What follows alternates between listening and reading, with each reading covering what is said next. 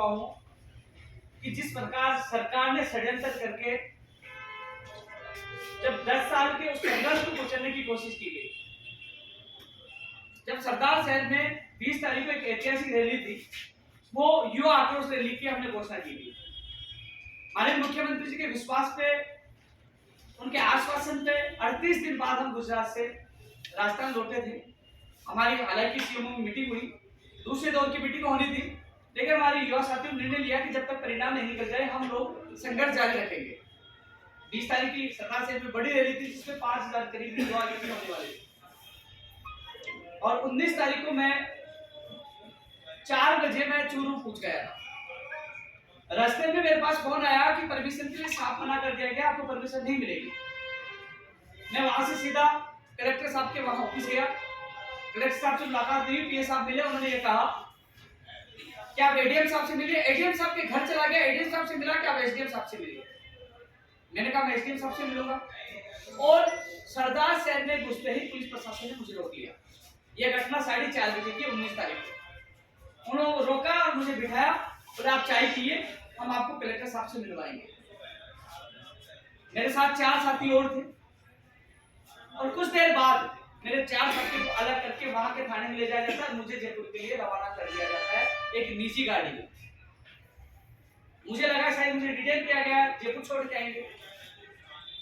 Sikar border पर श्यामनगर के 2 star उनके साथ 3-4 सिपाही गाड़ी में मुझे वहां से लेते हैं। सरदार से चूरू पुलिस उनको सौंप देती है और 10:30 बजे मुझे श्यामनगर थाने में ले जाया जाता है। 10:30 बजे से 3 बजे तक मुझे वहां बिठाया रखा जाता है और 3 बजे मुझे थाने से निकाला जाता है और मुझे गाड़ी में बिठाकर 200 फीट बाईपास ले जाया जाता है। वहां चाय पिलाई जाती है, वहां बिठाया जाता है। करीब 2-3 घंटे हम वहां 2 घंटे करीब वहां रहते हैं। उसके बाद गाड़ी घूमकर हम लोग फिर हाईवे किंग के सामने जाते हैं, फिर वो चाय पिलाते हैं। और जब मैं घूम रहा था, मैंने उनसे टाइम पूछा तो 6:23 तक वहां से गाड़ी घूमी है और मुझे वापस थाने में ले आया, बिठा दिया जाता है। मैं पूछता हूँ मेरा गुनाह क्या है, किस आरोप में मुझे गिरफ्तार किया गया है, मुकदमा कौन सा है, मुझे कुछ भी नहीं बताया जाता है। मैं कहता हूँ मेरे एडवोकेट से मिलाया जाए, परिजनों से मिलाया जाए, दोस्तों से मिलाया जाए, सारे लोग थाने के बाहर से किसी से मिलवाया नहीं गया। जब शाम को मुलाकात होती है, मैं कह रहा हूँ कि मैं खाना नहीं खाऊंगा। मेरे साथी से मिलाया जाए, मेरे एडवोकेट से बात करवाई जाए और मुझे बताया जाए। जब मुझे कहा जाता है कि 2016 में 259/2016 एक मुकदमा दर्ज हुआ जिसमें सती पूर्ति बॉन्ड पर आपके साइन है और आपको इस मामले में गिरफ्तार किया जाता है। केवल सती पूर्ति बॉन्ड पे साइन पे, ना कि किसी कब्जा ना ठगी, केवल सती पूर्ति साइन पर मुझे गिरफ्तार किया जाता है। मैंने उनको कहा कि पहली बात तो ये 2016 का मामला मैंने साइन नहीं किए। दूसरी बात, संबंधित है, मैं आप मुझे नोटिस देते, मैं पता करके बताता। सबसे बड़े जो सबसे पोल खोलने वाली बात यह है कि इन्होंने आज तक मुझे नोटिस नहीं दिया। एफआईआर में मेरा नाम नहीं है कहीं पे भी। जो चार्जशीट पेश की गई है, चार्जशीट की कॉपी है, चार्जशीट की कॉपी है जिसमें कहीं पे भी मेरा जिक्र नहीं है, उपेंद्र यादव कहीं भी जिक्र नहीं है। चार्जशीट की कॉपी में साफ कहा गया है कि केवल 4 लोगों में, एक को जेल में डालकर उसकी जमानत में 3 लोगों के खिलाफ पेंडिंग रखा गया है 173(8) में। ना किसी ने मेरे खिलाफ गवाही दी है, कुछ नहीं, कहीं पे भी मेरा जिक्र नहीं था। और यदि मैं दोषी होता तो 6 साल का मामला था। मामला साउथ में आता है, एडिशनल एसपी जो वर्तमान में एसपी साहब वो तफ्तीश कर रहे थे, तो वहां मैंने दर्जनों बार आंदोलन किए, वहीं से परमिशन लेकर आंदोलन किए। श्यामनगर थाने में मैं कई बार गया हूं, तो पहले मुझे गिरफ्तार क्यों नहीं किया गया? सरदार शहर से क्यों गिरफ्तार किया गया? सवाल उठता मुझे पहले क्यों गिरफ्तार क्यों नहीं किया गया? जब जून में मुझे जेल में डाला गया, तब वहां न्यायालय में ये हर केस के बारे में वहां जज के सामने रखते, साहब इसके खिलाफ मुकदमे है, तो वहां मुकदमों की लिस्ट में ये मुकदमा क्यों नहीं दर्शाया गया कि ये मुकदमा श्यामनगर में? जिस प्रकार श्यामनगर से मुझे ले जाया गया तो मेरे 8 मुकदमे वोट दर्शाए गए, जिसमें 3 मुकदमे वापस ले लिए गए धरने प्रदर्शन के। यानी कि तमाम जो मेरे मुकदमे धरने प्रदर्शन के आज तक लगे। इसके अलावा कोई क्रिमिनल मुकदमा आज तक मेरे नहीं लगा और न ही उन्होंने पहले पेंडिंग दर्शाया गया। उस समय तत्कालीन एडिशनल एसपी मनोज चौधरी जी, योगेश गोयल जी, उस समय तमाम अधिकारी से मैंने मुलाकात की, मिला था इस मामले में, मिला था, मुझे कहा गया आपका कोई रोल नहीं है। एडिशनल एसपी मनोज चौधरी जी इस समय जांच कर रहे थे, उसके बाद गोयल जी जांच कर रहे थे, मैं खुद गया, मैं मिला, मुझे इसमें कोई मेरा लेना देना नहीं था। लेकिन मैं ये पूछना चाहता हूँ 6 साल तक मुझे गिरफ्तार क्यों नहीं किया गया? ये कहते हैं कि मैं इनको पूछताछ के लिए नहीं जा रहा, सहयोग नहीं कर रहा, तो परमिशन लेकर वही जा रहा था मैं, उसी एसपी कार्यालय में। शहीद स्थल पर कितने मीडिया के सामने दर्जनों मेरा आंदोलन किए। तो ये एक षड्यंत्र है मेरी छवि को खराब करने का, और मैं कह रहा हूं साबित तो करिए। कैसे ही जैसे 27 तारीख को मुझे पेश किया गया, 28 तारीख को मुझे जमानत कैसे मिल गई, दूसरे दिन ही जमानत मुझे कैसे मिल गई, एडीजी कोर्ट से जमानत कैसे मिल गई, मैंने 467 किया, कैसे मिल गई? क्योंकि न चालान में नाम था, न मुकदमे में नाम था, न गवाही में कहीं भी नहीं था। और मैं आज कह रहा हूं, जब मेरे घर पे तलाशी के लिए गए, क्या मिले? बेरोजगारों को ज्ञापन, क्या मिले? शैक्षणिक योग्यता, नाम से संबंधित, परिवर्तन संबंधित दस्तावेज क्या मिले? जो बेरोजगार, जो संगठन के जो नौकरी लगने वाले, जिनका मैंने सहयोग किया है, जो लोग आए कि हाँ हम कार्यालय का किराया देना चाहते हैं, मैंने कहा किराया दे, लेकिन आप लेके जाओ किराया, वो सच्चाई के प्रूफ मिले कि हाँ संगठन कार्यालय एफिडेविट स्टाम्प आप ले लीजिए, इनको डालिए। कुछ नहीं मिला, और मुझे 8 दिन तक केवल थाने में बिठाया गया। और रात को जब 11-12 बजे मुझे हवालात में डाला जाता था, जहां शराबी रहते थे उनके साथ मुझे पास होने के लिए मजबूर किया गया। अब मैं शराबियों के साथ सो जाऊंगा, मैं जेल में चला जाऊंगा, लाठियां खा लूंगा, हर जुल्म का मैं सामना कर लूंगा, लेकिन कांग्रेस सरकार अपना वादा पूरा करे। मेरे बेरोजगारों के लिए मैं मरने और मिटने के लिए तैयार हूं, लेकिन अपना वादा पूरा करे। लखनऊ समझौता अधूरा, अब गुजरात समझौता भी पूरा करे। मुख्यमंत्री जी के विश्वास पाए थे, मैं मुख्यमंत्री जी का पहले भी सम्मान करता था, आज भी सम्मान करता हूं, लेकिन उस बात का दुख हुआ कि कांग्रेस सरकार में ऐसी छोटी हरकत की गई। बीजेपी में हमने बहुत आंदोलन किए, बहुत लाठियां खाई, बहुत मुकदमे दर्ज, उन्होंने भी छोटी हरकत नहीं की, क्योंकि उस समय का ये मुकदमा था। लेकिन ऐसी छोटी हरकत, मुझे माफिया, जो पुलिस का एक प्रेस नोट आया, पुलिस के प्रेस नोट में कि माफिया बताया गया कि माफिया है। मैंने तो उनको पूछा, संबंधित अधिकारी को, भैया ये तो बता दीजिए कितने पैसे कमाई है, मुझे भी बता दीजिए।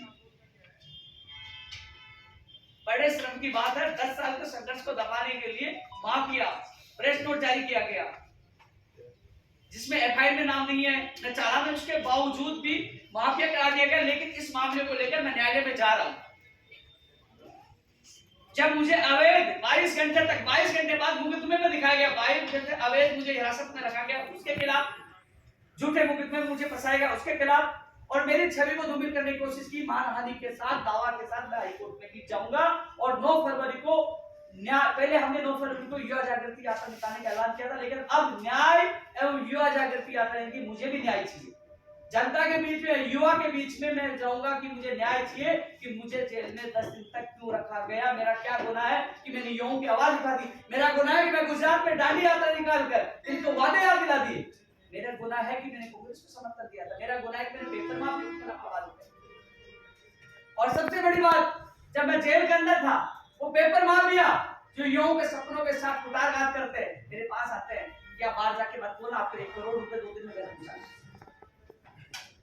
जिस इंसान को जेल में खरीदने की कोशिश की गई, जिस इंसान ने 10 साल तक युवा बेरोजगारों के लिए संघर्ष किया, और मैं पूरे दावे के साथ कह रहा हूं, इन्होंने पूरी जांच करवाई, क्यों कहीं यादव ने किसी पैसे लिए तो मुकदमा दर्ज करवा दीजिए, कोई किसी का मुकदमा पेंडिंग है बता दीजिए। आज तक राजस्थान के किसी युवा ने आज तक शिकायत नहीं, और मैं दावे के साथ कह रहा हूं, मुझे जेल में डाल देना, किसी युवा से मैंने कभी भर्ती के नाम पे पैसे मांगे, लेकिन सब जगह साफ सुथरा निकला था, मेरे खिलाफ कुछ नहीं करता है, और न्यायालय से मुझे न्याय मिला, सत्य की जीत, मुझे जेल से बाहर आया, क्योंकि इनके दाव में दम नहीं था। और मैं माननीय मुख्यमंत्री जी कहूंगा कि अब पहले, अभी मैं धर्मेंद्र राठौड़ जी से भी मिलकर आया हूं, उनको भी मैंने बताया है, वो कह रहे हैं कि मैं आपसे पर्सनल दोबारा मिलूंगा, मैं मुख्यमंत्री जी से मिलूंगा एक बार से। और फिर भी हमारी नहीं सुनाई थी, भारत जोड़ो यात्रा में हम लोग हजारों की संख्या में ज्ञापन देने राहुल गांधी के बीच हम जाएंगे, नहीं सुनेंगे, यानी कि भारत जोड़ो यात्रा ज्ञापन देने जाएंगे, ज्ञापन देने जाएंगे। नहीं तो अभी मुझे ये भी पता है, मैं आपको पुनः बता दूं, आप प्रेस वार्ता के माध्यम से मैं पूछना चाहता हूं, कोई मुकदमा हो, मुझे ये पता है कि मेरी गाड़ी में हथियार, गांजा, अभी कुछ भी रखा कर, घर पे रखा कर मुझे फंसाया जा सकता है। जिस प्रकार की हरकत की गई 10 साल में पहली बार, तो आगे भी कुछ हो सकता है, मेरे परिवार को सबको परेशान किया जा सकता है। यदि कोई मुकदमा हो तो बताए, वो अचानक मुकदमा प्रकट करते हैं, अचानक मुझे हिरासत में लेते, ये घटना वापस भी हो सकती है, मुझे कभी भी हिरासत में लिया जा सकता है, क्योंकि भारत छोड़ो यात्रा आ रही है। मैं विरोध करने नहीं जा रहा, क्योंकि राहुल गांधी जी ने 2018 में कहा था अब होगा न्याय, अब मिलेगा युवाओं को रोजगार। तो राजस्थान के युवा पूछेगा कि अब कब होगा न्याय, पूछने के लिए जाएंगे, लेकिन उससे पहले माननीय मुख्यमंत्री जी से मुलाकात करेंगे। गुजरात में उन्होंने विश्वास दिलाया था, उनके विश्वास पर, उनके आश्वासन हम लौटे थे, उनके कहेंगे साहब मैं जेल भी सहन कर लूंगा, लाठी भी सहन कर लूंगा, लेकिन मेरी युवाओं से ये वादे पूरे होंगे। पहले उनसे मुलाकात करेंगे, उसके बाद मुलाकात होगी, भारत जोड़ो यात्रा में हजारों लोग हम जाएंगे। और ये तमाम लोग प्रेस कॉन्फ्रेंस में, जो लोग ये अलग अलग भर्तियों के प्रतिनिधि पूछे, बड़ी संख्या में जो प्रेस कॉन्फ्रेंस हुई है, ये अलग अलग भर्तियों के प्रतिनिधि पूछे हैं, और हम लोग बड़ी संख्या में राहुल गांधी जी की यात्रा में जाकर हमारी बात रखेंगे, हमारी पीड़ा रखेंगे, क्योंकि राहुल गांधी जी से मिलकर 2018 में बिल लौड़ा समर्थन दिया था। तो आप सब मीडिया से मैं हाथ जोड़कर निवेदन करूंगा कि आप लोगों ने जब 2012 से संघर्ष किया, आपने पूरा संघर्ष देखा है, आपने वो भी देखा कि 37 मार्च का आंदोलन करते हुए जो इन्होंने जांच की, आज तक उन्होंने गिरफ्तार क्यों नहीं किया, क्यों नोटिस नहीं दिया। तो ये बड़ा षड्यंत्र है। जिस प्रकार कहा गया कि ये ठगी है, माफिया है, दर्द मुझे भी हुआ। राजस्थान का एक ऐसा व्यक्ति होगा जिसने सड़कों पर रातें गुजारी है, सबसे ज्यादा अनशन किया है, सबसे ज्यादा आंदोलन किया। युवाओं के नाम पर राजनीति करने वाले बहुत नेता आ जाएंगे, लेकिन काली दिवाली ये नहीं, दो काली दिवाली घर से दूर रहकर गुजरात तक दांडी यात्रा, महात्मा गांधी जी के बाद एक ऐतिहासिक दांडी यात्रा निकालने वाले राजस्थान के वीर थे। 1100 लोग जाकर भूखे रहकर, सड़कों पर रहकर, गर्मी बरसात का सामना करके, और एक बार नहीं 3 बार जेल में जाकर इस लड़ाई पर लड़े, और मुख्यमंत्री से वार्ता और सरकार को कई मांगों को मानने के लिए सहमति दे दी।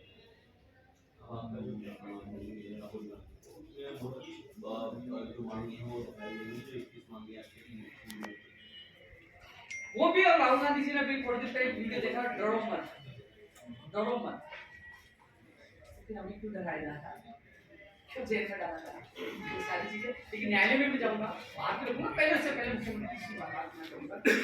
एक बात इनके संज्ञान, क्योंकि जब मैं गुजरात में मुख्यमंत्री से मुलाकात की थी, तो मुख्यमंत्री जी ने कहा था कि इस बार मिसमैनेजमेंट हो गया, हम लोग आपसे मुलाकात नहीं कर पाए, वो बीमार थे, और उन्होंने जिस प्रकार 45 मिनट तक बात की, उन्होंने ये भी कहा कि आप कभी कुछ करो उससे पहले एक बार हमें जरूर बताना, क्योंकि आपकी समस्या को हल वार्ता से हो सकता होगा।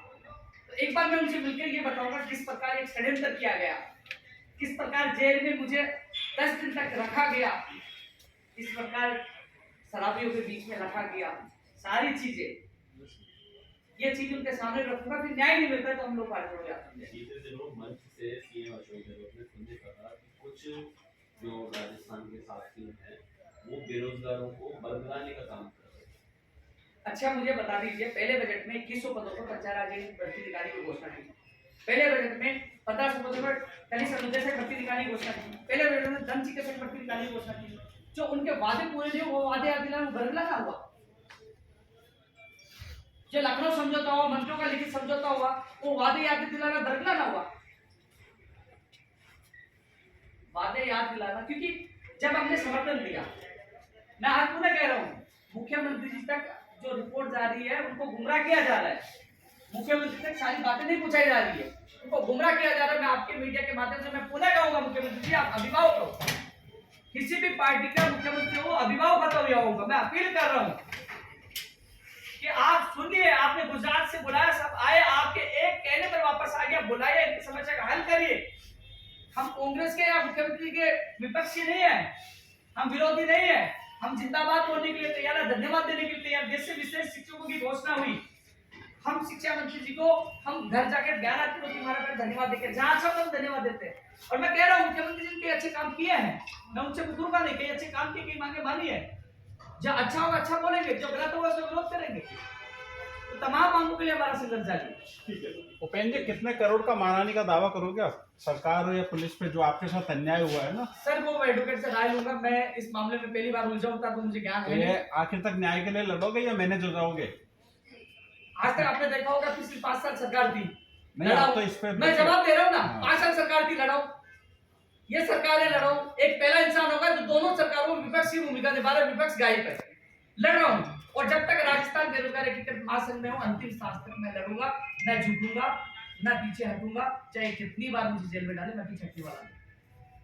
Thank you.